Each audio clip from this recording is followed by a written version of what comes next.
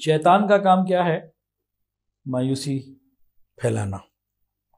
انہ لا یأس من روح اللہ الا القوم الکافرون.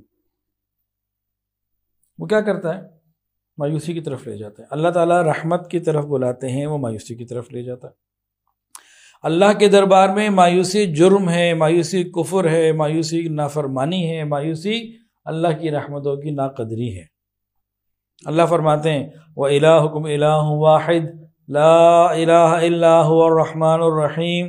تمہارا خدا ایک ہی خدا ہے، اس کے سوا کوئی خدا نہیں، جو سب پر مہربان اور بہت مہربان ہے. كَتَبَ عَلَىٰ نَفْسِهِ الرَّحْمَةَ، اس نے اپنے اوپر اپنی رحمت کو غالب کر لیا، لکھ لیا، حاوی کر لیا.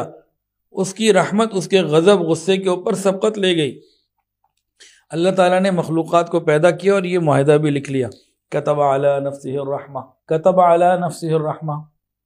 اللہ تعالیٰ تو انسان کی ہر ضرورت کو اپنی رحمت سے پورا کرتے ہیں.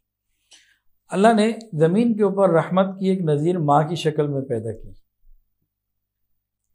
بچہ بھوکا ہونا تو بعد میں کھاتی ہے، پہلے انہیں کھلاتی ہے. پیاسا ہو تو بعد میں پیتی ہے، پہلے بچے کو پلاتی ہے. سردی کی رات ہو اور بچہ بستر پر پیشاب کر دے تو یہ گیلی جگہ پر چاہے خود لیٹنا پڑے پاک کر کے گیلی جگہ پہ، لیکن بچے کو خشک جگہ پہ لیٹاتی ہے. تو ماں اللہ تعالیٰ کی رحمت کا ایک چھوٹا سا ادنا سا نمونہ ہے. ماں کبھی برداشت نہیں کر سکتی کہ اس کی اولاد آگ میں جلے. ایک مرتبہ نبی کریم صلی اللہ علیہ وسلم کے پاس کچھ قیدی لائے گئے.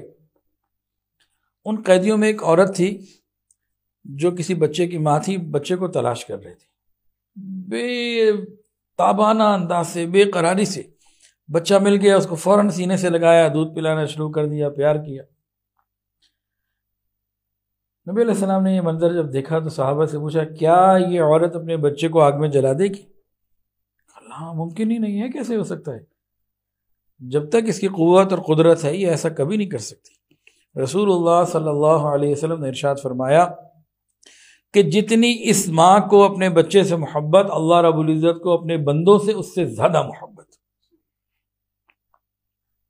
لکھ دیا كتب علی نفسہ الرحمہ. اللہ تعالیٰ اگر نہ لکھتے ویسے ہی فرما دیتے تب بھی کافی تھا، لیکن یہ تو معاہدہ لکھ دیا. عام آدمی بھی معاہدے کی خلاف ورزی نہیں کرتا تو اللہ تعالیٰ، اور جب لکھ بھی دیا تو اللہ تعالیٰ کی رحمت بہت زیادہ ہے.